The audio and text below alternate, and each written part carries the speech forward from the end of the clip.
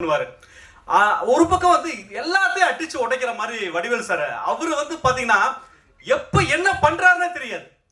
சின்ன சின்ன அசைவுகள்ல சின்ன சின்ன டயலாக்ல எதையாவது ஒண்ணு சும்மா இருக்கும்போது சொல்லிடுவாரு. அப்படி சும்மா இருக்கும்போது சொன்னதுதான் இன்னைக்கு வந்து தமிழ்நாடு மட்டும் இல்ல உலகம் முழுக்க இருக்க தமிழர்கள் வந்து ஏதாவது ஒரு விஷயம் பேசுறோம் அப்படின்னு சொன்னா நீ ஆணியே புடுங்க வேணாம் அப்படின்னு சொல்ற ஒரு விஷயம் இருக்கு இல்லையா, அது வந்து கைத்தட்டு தட்டிக்கலாம். நீ ஆணியே புடுங்க வேணாம் அப்படின்னு சொல்லி வடிவேல் சார் சொன்ன அந்த விஷயம் தான் இன்னைக்கு வந்து எல்லாருமே இன்னைக்கு இல்ல இன்னைக்கு அந்த படம் இதுல தான் வந்திருக்கு அப்படின்னு தெரியாத தலைமுறையில இப்ப தெரிஞ்சுக்க போகுது ரீ ரிலீஸ்ல.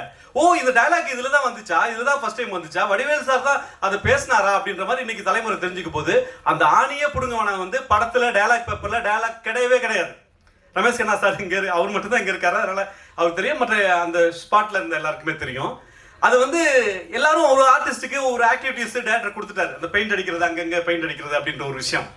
சூர்யா சார் யதார்த்தமா கேட்காரு, இங்க என்னோட ஆக்டிவிட்டிஸ் என்ன அப்படின்னு டேரக்டர் கேட்கிறாரு. கேட்கும்போது டேரக்டர் கேட்கிறாரு சூர்யா சார் என்னோட ஆக்டிவிட்டிஸ் என்ன அப்படின்னு சூர்யா சார் யதார்த்தமா கேட்கும்போது வடிவேல் சார் அந்த ரிஹர்சல் பார்த்துட்டு இருக்கும்போது விளையாட்டா சொன்ன வார்த்தை தான், விளையாட்டா சொன்னதான் நீயே புடுங்க வேணாம் அப்படின்னு விளையாட்டா ஜாலியா ஃப்ரெண்ட்ஸ், உண்மையிலே ஃப்ரெண்ட்ஸா தான் நாங்க இருந்தோம். சித்திக் சாரை பொறுத்த வரைக்கும் ஒரு டயலாக் கூட வெளி டயலாக் எழுத விட மாட்டார்.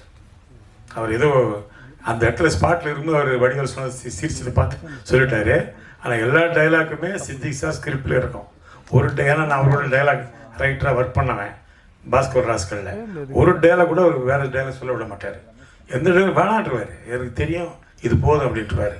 அதில் ஆணையே பிடிக்கமான டைலாக் வந்து சித்திக் சார் கோகுல் கிருஷ்ணா எழுதின டைலாக் தான். அதில் வந்து வடிவேல் சொன்ன டைலாக்கெல்லாம் கிடையாது. தவறான ஒரு செய்தியாக போயிடுச்சு. ஏன்னா நான் ஸ்பாட்டில் இருக்கிற அண்ணனுக்கு தெரியும், ஒரு டைலாக் கூட அவர் சொல்ல விட மாட்டார். ஒரே ஒரு டைலாக் நான் சொந்தமாக போட்டேன் அந்த படத்தில். பிரமன்ராஜ் சார் கேட்பா, டேய் நேற்று பஸ் ஸ்டாண்டில் என்ன நடந்தது அப்படின்வாரு. நான் ஒன்று ஆடு நடந்தது மாடு நடந்தது அப்படின்வேன். ஒன்று கட்டு அப்படின்ட்டார் டைரக்டர். என்ன இது டைலாக்கு, அவர் என்ன கேட்குற, நீங்கள் என்ன சொல்கிறீங்க? இல்லை சார் இது ஒரு மாதிரி கழுத்து ஜோக்கு சார் அப்படி. அதெல்லாம் வேணான்ட்டேன். இல்லை சார் வச்சுக்கலாம் சார் ப்ளீஸ். சரி வச்சு தொலைங்க அப்படின்னு வச்சுட்டு போனார். அந்த ஒரு டைலாக் தான் அந்த டோட்டல் படத்தில் சொந்தமாக ஒரு நடிகர் சொன்ன டைலாக்.